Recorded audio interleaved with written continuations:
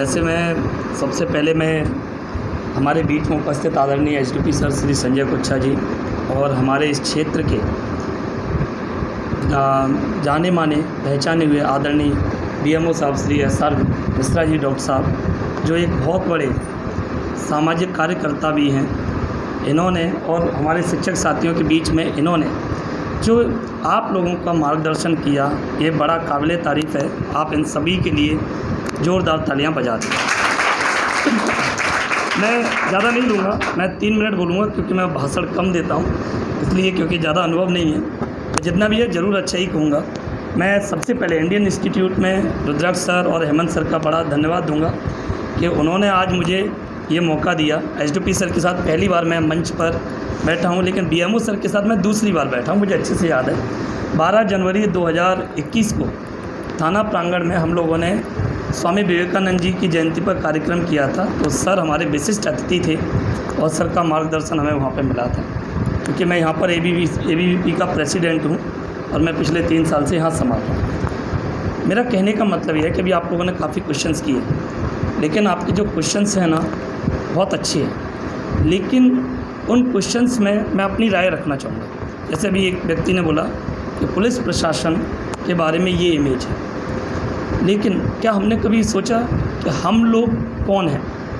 अगर हम थाने जाते हैं तो हम कभी ये नहीं कहते कि हम डायरेक्ट बात करेंगे प्रशासन से, अपनी बातों को रखेंगे। हम खुद इस चीज़ को शुरू करते हैं कि हम ढूंढ कर लाते हैं, ये नेताजी आ जाए, वो नेताजी आ जाए, ऐसा वैसा।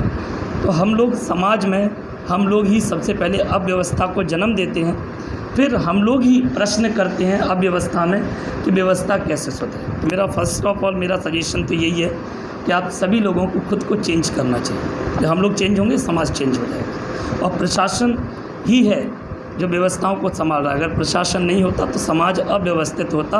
और आज देख लीजिए, कोचिंग संस्थान के आसपास में जो अव्यवस्था फैली थी वो प्रशासन की बदौलत ही, स्पेशली पुलिस प्रशासन की बदौलत ही ये अव्यवस्था व्यवस्था में सुधरी। तो पुलिस प्रशासन हमेशा काम कर रहा है। अभी आप लोगों ने बीएमओ सर से प्रश्न पूछा था, अभी वो बच्ची चली गई कि सर अगर आप टीचर नहीं होते, मतलब मेडिकल में नहीं होते तो आप क्या होते? मैं अभी दावे के साथ कह सकता हूँ कि सर जब रिटायर हो जाएंगे ना तब ज़रूर प्लांटेशन में होंगे क्योंकि सर प्लांटेशन बहुत अच्छी करते हैं। हम लोगों को भी मौका मिला है सर के साथ जाने का। मैं एक ही बात कहूँगा, होपलेस मत रहिए, ज़िंदगी बहुत बड़ी है। आप जो पढ़ाई कर रहे हैं अपना लक्ष्य निर्धारित करिए, जो हमेशा सब लोग कहते हैं। लक्ष्य के साथ साथ आप योग्यता बढ़ाइए और आप अपने आप से 3 प्रश्न ज़रूर पूछिए। मुझे नहीं लगता किसी ने आपको बताए होंगे। मैं 9 to 12 पढ़ाता हूँ तो मैं सबको ये बताता हूँ, आपके अंदर अगर कॉन्फिडेंस नहीं है, लक्ष्य नहीं पता है, तो आप अपने आप से 3 प्रश्न कीजिए।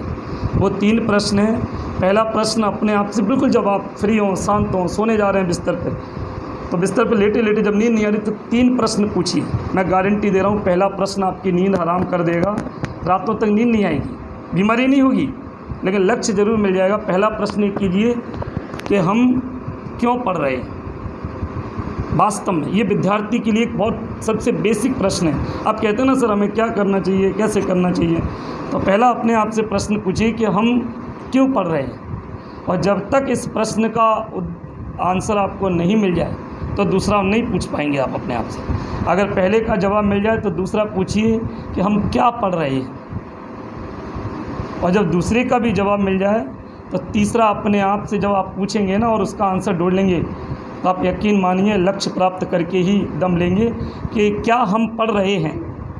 ये 3 प्रश्न, हम क्यों पढ़ रहे हैं, हम क्या पढ़ रहे हैं और क्या हम पढ़ रहे हैं, मैं गारंटी देता हूँ कि ये चीज़ें आपको कभी बैठने दी देंगी। मैंने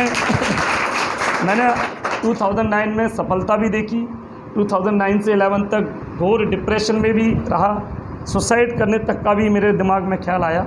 और 2011 में 25 सितंबर 2011 को मैंने सब इंस्पेक्टर का एग्ज़ाम दिया, बिना पढ़े मेरे 141 मार्क्स आए और 149 पर उस साल सिलेक्शन हुए थे। तो वो चीज़ मोटिवेट कर गई कि हम लोग क्या कर सकते हैं। तब से लेकर आज तक जब भी हम लोग होते हैं मोटिवेट रहते हैं अपने आप में। तो बस फाइनली एक ही बात है,